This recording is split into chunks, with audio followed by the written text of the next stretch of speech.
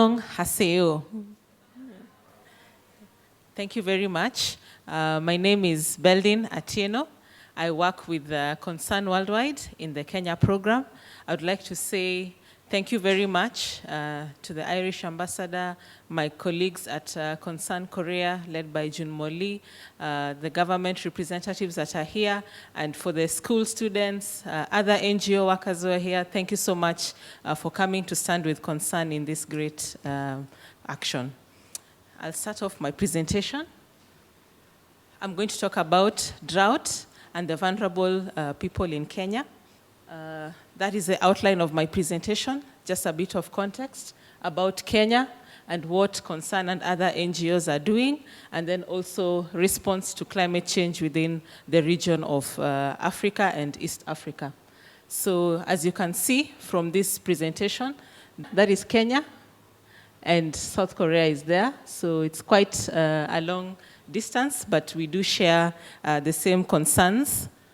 So this is the map of Kenya. Kenya has 47 million people, and only 18% of the land in Kenya is good for agricultural production. So that is the area that is around, so the area around the center of the country, that is where a lot of the agricultural production happens. And then 82% of the land in Kenya is very dry, receiving very little rainfall, and those are the areas that Concern is working in Kenya. So we have Turkana County, Marsabit, Mandera, Wajir, Isiolo, Garissa, Tana River. So these are among the areas that are the semi-arid areas that are seriously affected by drought. And they also happen, especially the areas in the north, Marsabit, Turkana, this area, they also happen to be the poorest counties within Kenya. We have frequent disasters, weather-related disasters, drought and floods. And like Dominic said earlier on, the cycle of this drought, the time in between has been very short. Previously it was 10 to 5 years. Now it is every 2-3 years we are getting incidences of droughts. This is Nasibo. Nasibo is a 20-year-old mother of 2 children, and at this time she was expecting her 3rd child. And you can see the impact of drought on her life. This is failed maize crop. She grows crop in Marsabit County, but this has failed. And then also you can see majority of the residents of Marsabit County are pastoralists. So they have a lot of cows, a lot of goats, and a lot of camels. But because of the drought, they have lost their crops and they have lost their animals. We also have high levels of malnutrition.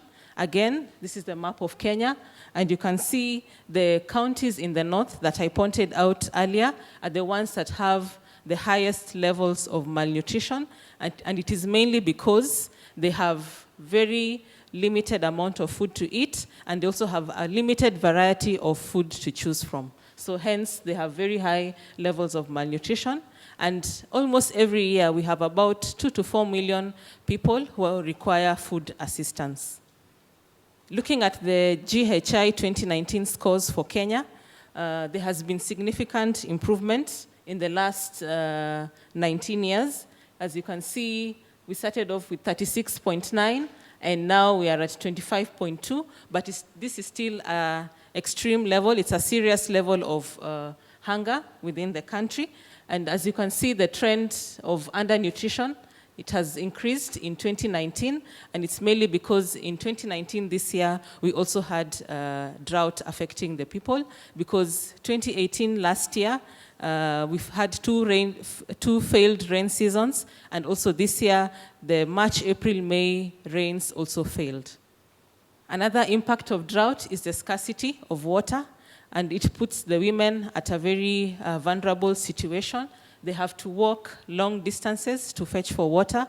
The search for water is very desperate. As you can see, this is, she's a lady, she's called Bura. She's fetching water from the side of a road, a very muddy puddle of water. And this is Abdullahi, he's also washing his face on a puddle of water just on the road. So the search of water is a very desperate search in Marsabit. And another impact of climate change, which affects the populations in the rural areas and also in the urban areas, is the rising food prices. For the pastoralists, they depend on their livestock to raise income, so they sell the cows, they sell the goats, they sell the sheep in order to get money to buy maize and beans. But because of the drought, the price of the livestock goes down and the price of the maize goes up, so it means they don't have enough money to be able to buy food for their families. And in the urban informal settlements, where Concern also works, the prices of food go up, and the majority of the poor people cannot afford to buy food. Also, we can see, this is the story of Akir. Akir is from Turkana, so she's fetching firewood. So drought has also made inequality even more deeper in the Kenyan context. It has made the work of women to become even more harder in terms of fending for their families. When it is a time of drought, the men leave behind their wives to take care of the children, to take care of those members of the family who are sick, to take care of also the elderly. So it further drives the gender inequality in Kenya. How is Concern responding? So Concern is implementing community resilience programs. We work at 3 levels. We work with households and communities and governments. And we also assist these categories, the households, the communities, and the government, to conduct risk analysis that is looking at various climate-related events that are likely to affect them in the short term and in the long term. And then we also work together to come up with interventions, integrated interventions. For example, we support WASH, that is water-related activities. We support the rehabilitation of boreholes. We support disaster risk reduction, which enables the community to plan ahead, because drought is increasing, and it is something that we are now aware as a community that is going to continue happening. But how do we plan to be able to cope with these events? We also work around social behavior change, because, for example, the pastoralists are very much attached to their animals. They do not want to sell them, but we are encouraging them to sell their animals much earlier before the drought gets worse, so that they can get a good price. We also work with the health sector, because from the GHI you can see we are looking at undernutrition. So we're working also with the health sector on how they can manage acute malnutrition within the country. So we've been able to work with them to collect data, and when they see an increase in the number of cases, they immediately begin interventions even before the government declares an emergency. We also support activities around natural resource management, encouraging communities to plant trees and to conserve the vegetation that they have in their area, because, of course, trees help a lot in terms of capturing rainfall. And we also implement climate-smart agriculture interventions, and most of these interventions are aimed at building the capacity of communities to become more resilient.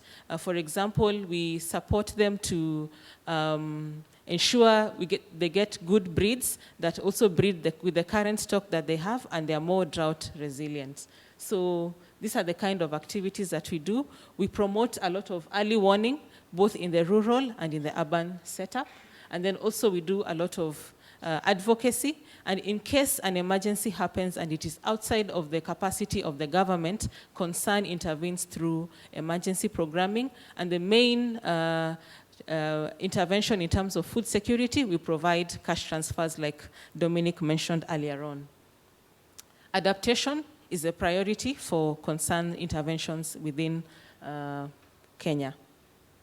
You can see these are photos of some of our beneficiaries.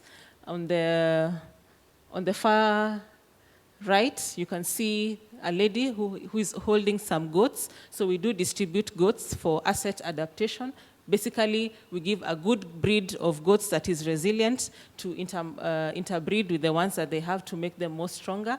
We have kitchen gardening. The pastoralists are not used to eating vegetables, so we are teaching them to grow and to eat vegetables. And then also we support policy advocacy. This is one of the policies that Concern has supported. It's a natural resource management policy and also deals with issues to do with climate change. So in terms of response within Kenya, the government has been very, very active in terms of coming up with frameworks for responding to climate change. And the first and the main foundation for our work within Kenya is the Constitution of Kenya that recognizes the right to a clean, safe, and healthy environment, and also conserving the environment.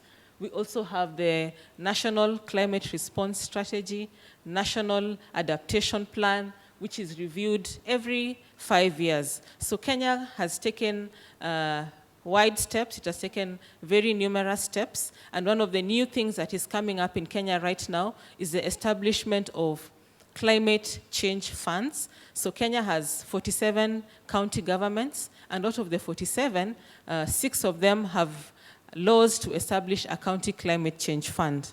So I'll show you a bit about that. So we have, Kenya is preparing to receive the Green Climate Fund, which I've heard that the Korean government has committed to support. And this fund will be at the national level. Of course, it will have various donors. At the moment already, we have the World Bank, we have the Swedish Cooperation for Development supporting and contributing to this. We have DFID, that is the UK government, the US government contributing. And then this will form part of the pool that the 47 county governments are going to apply for.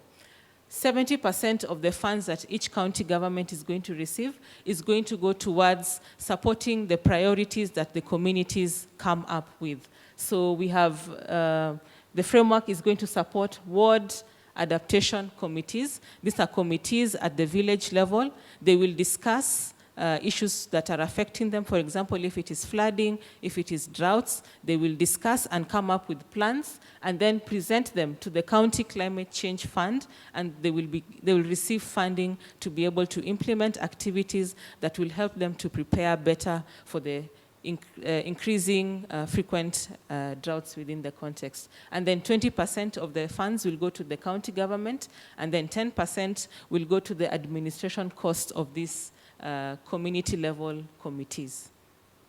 So these are the main components of the Climate Change Fund. It's supposed to be around 2% of the budget of every county. And then you have the community-level planning committees. Also, you have climate information services and participatory planning tools. At the moment, we have a national drought management authority that on a monthly basis looks at the weather forecast, looks at the vegetation cover in the arid and semi-arid areas. They look at the milk availability. They look at levels of malnutrition. So that kind of information enables the community to know, are we approaching a phase that is going to be quite difficult in terms of drought. So with that information, the community begins to plan. So that's another component. So a lot of information about what is happening and what is going to happen in the next few months. And then, of course, monitoring and evaluation to look at what is the impact of the activities that are being done. So this is a government-led initiative, and the government is working with NGOs and is also working with the communities to accomplish this. At the regional level, I come from Africa, so the African Union has also come up with various strategies, and Kenya also falls in the East Africa region, which also we have the East Africa Community, which brings together Kenya, Uganda, Tanzania, Rwanda, Burundi. So these are some of the countries that have come together also to discuss the impact of climate change on agriculture. So we have a number of strategies. There are strategies around reforestation, planting more trees. There are strategies around climate smart agriculture.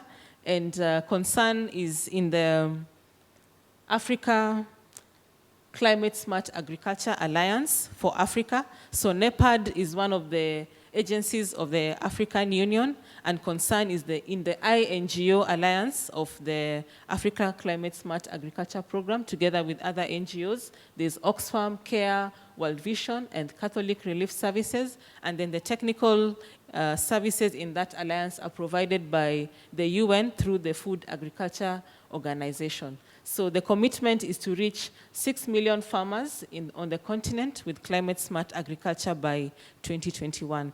And I think you heard a lot about it from June Molly, what climate smart agriculture is.